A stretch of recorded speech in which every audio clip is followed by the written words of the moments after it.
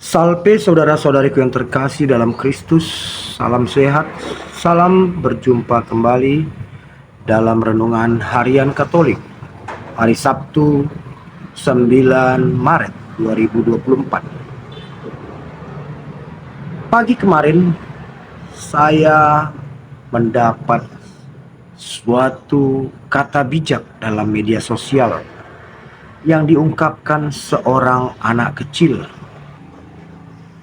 Dia berkata, jika setan tidak berhasil membuatmu menjadi orang jahat, hati-hatilah.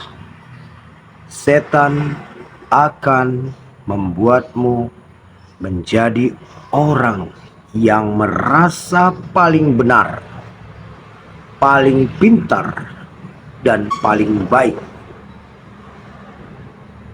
Setelah saya cerna ungkapan singkat dari seorang anak di media sosial ini, saya teringat dengan suatu bacaan dari Injil yang merupakan renungan bagi kita hari ini, yaitu Lukas 18 ayat 9 sampai 14. Dalam bacaan Injil hari ini, Yesus memberi perumpamaan tentang dua orang di dalam rumah ibadah. Yang satu orang Farisi dan yang lainnya adalah pemungut cukai. Saat berdoa, orang Farisi ini memegahkan dirinya bagaimana ia rajin beribadah, tidak berbuat jahat, dan sepersepuluh atau persepuluhannya rutin dipersembahkannya kepada Allah. Dan dia juga membandingkan dirinya dengan pemungut cukai yang juga berada dalam rumah ibadah itu, namun dia hanya berani berdiri di belakang. Tetapi pemungut cukai itu juga berdoa. Dalam doanya dia hanya berkata, "Kasihanilah aku ya Allah, orang berdosa ini." Dan pemungut cukai ini menengadah ke langit pun tidak berani, karena rasa bersalah, rasa rendah dirinya di hadapan Allah.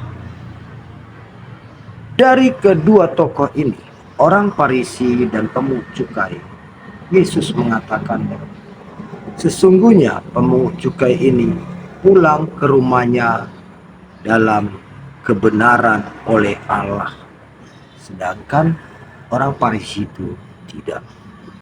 Saudara-saudari yang terkasih dalam Kristus, ungkapan seorang anak yang mengatakan, jika setan tidak berhasil membuatmu menjadi orang jahat, ia akan membuatmu menjadi orang yang merasa paling benar, paling pintar, paling baik.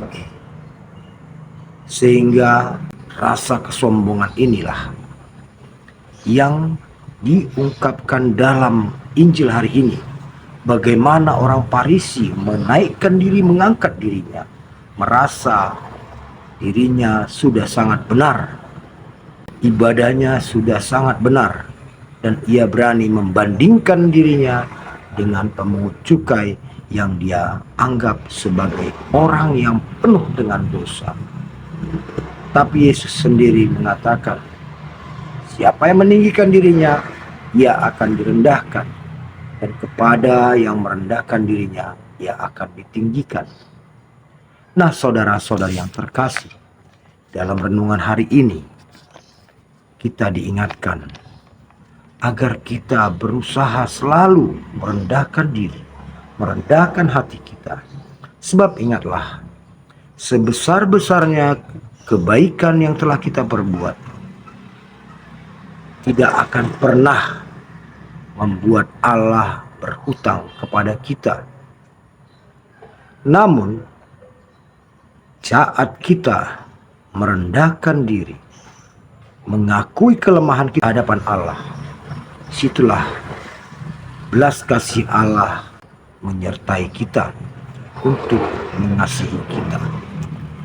Marilah Bapak, Ibu, dan saudara-saudari yang terkasih dalam Kristus, lewat renungan kita pada hari ini, dalam kehidupan kita, kita menjauhkan diri dari kesombongan, keangkuhan, terlebih kesombongan iman yang menganggap diri kita sudah paling benar, menganggap diri kita sudah paling suci, sebab semua itu tidak dikehendaki Allah dan itu mengundang murka Allah.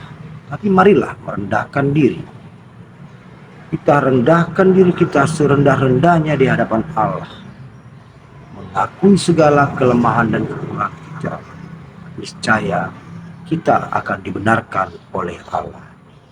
Semoga di masa rekoleksi ini, di masa prapaskah ini, kita pun menjadi pribadi-pribadi yang rendah hati, pribadi-pribadi yang berani mengakui kelemahan dan kekurangan kita di hadapan Allah, sehingga kita pun akan menjadi pribadi yang dibenarkan oleh Allah.